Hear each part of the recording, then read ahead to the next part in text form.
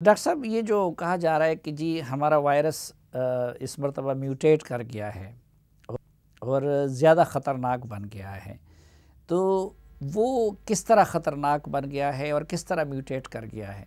देखिए, वायरस की टेंडेंसी होती है ये कि वो अपने आप को म्यूटेट करता है, अपने आप को चेंज करता रहता है। उसमें जिस तरह इन्फ्लुएंज़ा वायरस है, फ्लू का, हर साल उसकी नई वैक्सीन आती है। अगर वो म्यूटेट नहीं करेगा तो वैक्सीन फिर एक ही रहेगी उसकी, लेकिन हर साल जो है वायरोलॉजिस्ट देखते हैं कि ये अपनी शक्ल को कैसे तब्दील करेगा। 100% आपको पता नहीं चल सकता कि वायरस कैसे शक्ल अगले साल लाएगा। जैसा अक्टूबर नवंबर में ये वायरस अटैक करता है इन्फ्लुएंज़ा का, तो जो वायरोलॉजिस्ट होते हैं, जो इसमें वो इल्म रखते हैं, वो उसकी शेप पहले से जान लेते हैं कि इस साल ये इस तरह की शेप बनाएगा, लेकिन वो 100% नहीं होती।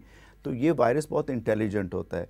इसी तरह ये कोरोना वायरस है, ये अपने आप को म्यूटेट करता है और शक्लें बदलता रहता है। जब वो शक्ल बदलता है तो उसकी जो संगीनी में या उसकी शिद्दत में भी इजाफा हो सकता है, उसकी जो ट्रांसमिबिलिटी है, मतलब अगर उसने कंटेजियसनेस दिखानी है, वो भी उसकी वो हो सकती है। मुख्तलिफ ऑर्गन्स को वो अटैक कर सकता है। पहले वो अगर फेफड़ों को करता था, तो ये एक दफ़ा मैंने न्यूज़ में आर्टिकल भी लिखा था नवंबर में कि ये हमारे यहाँ भी म्यूटेट कर रहा है और हम देख रहे हैं उसको कि ये जो मरीज़ सेकेंड वेव में हमारे पास आ रहे हैं, इसमें मरीज़ जो आपके बहुत अच्छा प्रोटोकॉल मैंने देखा कि वो अभी तक थर्मामीटर का यूज़ है। अब मरीज़ उस बुखार से नहीं आता। तो आज मैं आपको कहने भी लगा था कि उसकी अब कोई ज़रूरत नहीं है। हाँ, अब ये मसलन पहले तो ये निशानियाँ कि आपको बुखार हो जाए, आपको ज़ुकाम हो जाए, आपको खांसी हो जाए।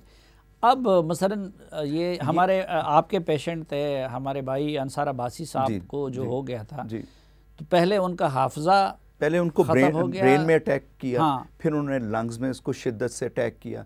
तो अभी जो हमारे पास कुछ मरीज़ हैं, यंग लोग हैं, उनको दिमाग में अटैक हुआ हुआ है, उनको फॉलेज हुआ हुआ है, किसी को ब्लीडिंग हुई हुई है, किसी के लंग्स बिल्कुल डैमेज हो गए, किसी के गुर्दे डैमेज हो गए। तो ये अब उसका टाइम आपको नहीं दे रहा। इसमें मरीज पहले अब पहले तो हमें अगर बुखार, ज़ुकाम, खांसी की शिकायत हो जाती थी तो हमें शक हो जाता था और हम टेस्ट की तरफ चले जाते। तो अब ये बताइए कि कौन सी चीज़ हो जाने की सूरत में हम आप लोगों से रुजू करें, होना कि या शक करें कि इस वक्त मुझे कोविड हो सकता है? इसमें 3 बस बातों का आपने ख्याल रखना है। खांसी, वो भी शदीद खांसी, ठीक, बुखार तेज़, नॉर्मल बुखार नहीं, मतलब 101 बुखार हो और 101 से ज़्यादा हो, और सांस बहुत ज़्यादा फूल रहा हो। ये 3 अलामात हैं जो हम हर मरीज़ जो हमारे पास वैसे आते हैं, इसको थोड़ी बहुत ही वो कहता है मुझे शायद कोरोना तो नहीं हो गया, और हम टेस्ट देखते हैं तो हम उसे यही कहते हैं कि आपको अगर ये 3 अलामात हों, क्योंकि अब ये ज़्यादा हम देख रहे हैं, और उसमें यह कि ये सीधा जाके फेफड़ों पे अटैक करता है और ठीक ठाक डैमेज कर देता है। जब तक, और मरीज़ हम कहते हैं आप लेट तो क्यों नहीं आए, आप मतलब पहले आए, तो वो कहते हैं जी हमें तो 3 दिन पहले हमें ये अलामात शुरू हुए थे जी। 3 दिन में उसका इतना वो मोहलिक अटैक होता है, शिद्दत से होता है कि हम जब उसको CT स्कैन और मरीज़ को देखते हैं तो वो फेफड़ों को बिल्कुल डैमेज कर चुका होता है। तो ये वायरस म्यूटेट कर गया है। वो पहला वायरस था, पहले नज़ला, ज़ुकाम, गले में खराश, खांसी के साथ लोग आते कि हमारा गला ख़राब हो गया, फिर वो जब तक नीचे जाता था दवाइयाँ शुरू हो जाती थी, टाइम लग जाता था और मरीज़ 5-6 दिन में ठीक हो जाता था। इसमें जो प्रॉब्लम अभी हम देखेंगे फ्यूचर में, मैं आपको बता देता हूँ कि इसमें हमें डिसेबिलिटी बहुत नज़र आएगी, हेल्थ केयर पे बर्डन बहुत नज़र आएगा, क्योंकि हमारे मरीज़ ठीक नहीं हो रहे हैं। 2-2 हफ्ते, 3-3 हफ्ते वो पूछते हैं हमारी ऑक्सीजन कब उतरेगी।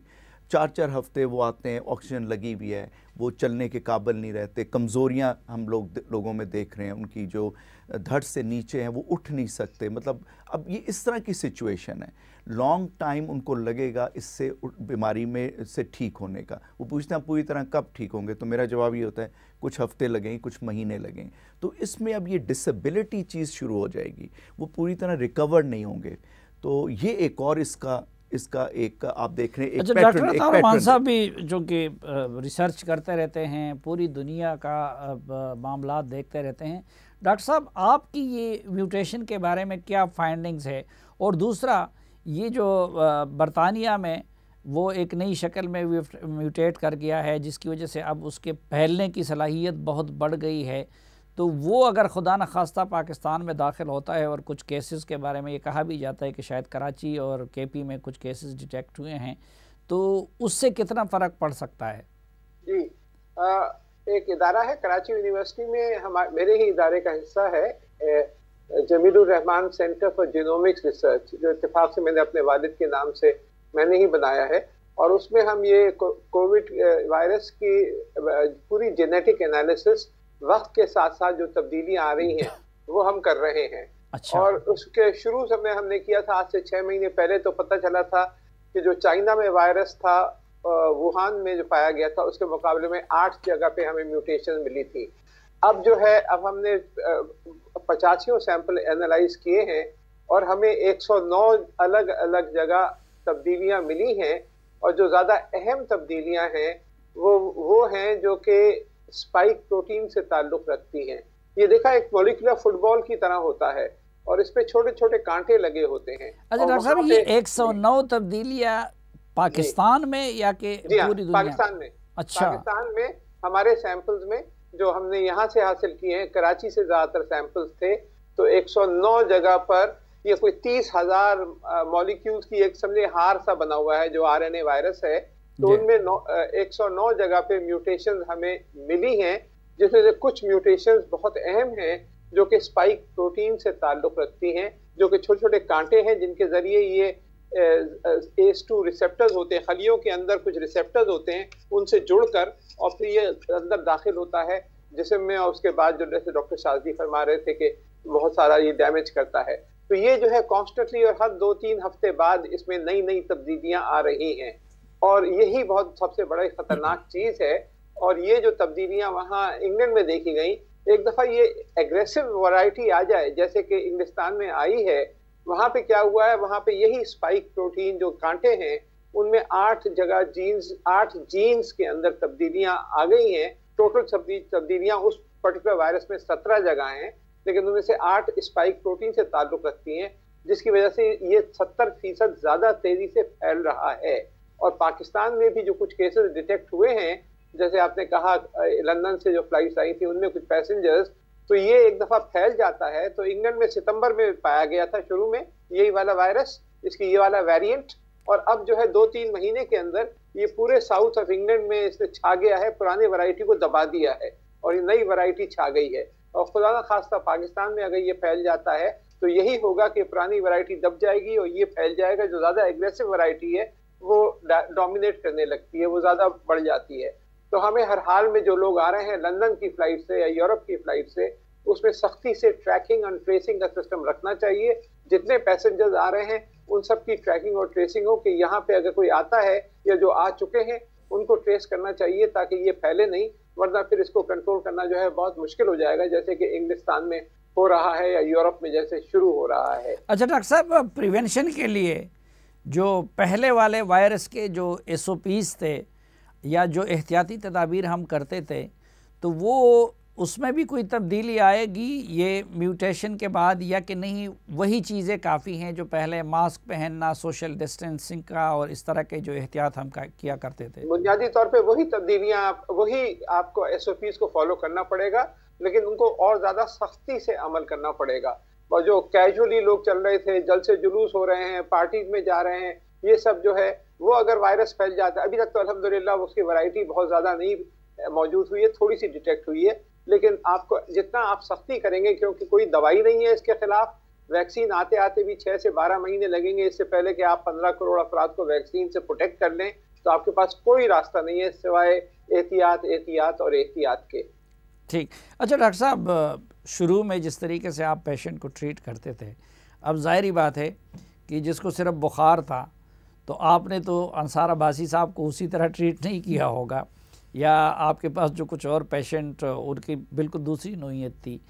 तो जो हमें पहले कहा जा रहा था कि जी अपनी इम्यूनिटी को बेहतर बनाने के लिए ये इक़दामात करने चाहिए, तो क्या वही चीज़ें हम बरकरार रखें कि जी विटामिन डी का ख्याल रखें, अपने फूड का, या कि नहीं उसमें भी कुछ तब्दीली आएगी ये नए वायरस की वजह से? देखिए, वो तो आपको एहतियात करनी है, जिस तरह डॉक्टर साहब ने, डॉक्टर अता ने बताया कि सख्ती से अब करना पड़ेगा, क्योंकि वायरस जो है ना ये बहुत ज़्यादा तेज़ी से अटैक करेगा, बहुत लोगों को करेगा, और ये भी हो सकता है कि ये लीथल हो जाए, मतलब ये बहुत डेंजरस हो और मोलिक किस्म का हो और अमवात में इजाफा हो, तो वो तो आप वैसे ही करेंगे।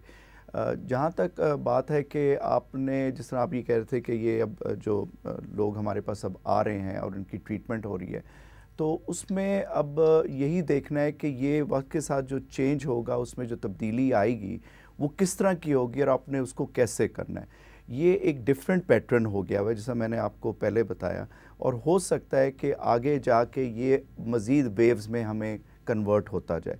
तो उसमें ये होगा कि डिटेक्शन में प्रॉब्लम हो जाएगी, इवन वैक्सीन्स में भी प्रॉब्लम होगी, वो डॉक्टर अताउर रहमान आपको ज़्यादा बेहतर बताएंगे, और इलाज में भी हमें बहुत ज़्यादा जो है वो मुश्किल पेश आएगी। डिटेक्शन में प्रॉब्लम की जो आप बात कर रहे हैं, तो ये वाकई ऐसा है कि बहुत सारे लोगों को सिम्टम्स वही होते हैं, कोविड होता है, लेकिन टेस्ट उनके पॉजिटिव नहीं आते? जी देखिए, टेस्ट हमारे पास जो है जैसा स्टैटिस्टिक्स की हम वही बात अभी कर रहे होते हैं कि ये जो स्टैटिस्टिक्स होते हैं ये हमारे पॉजिटिव वाले हैं।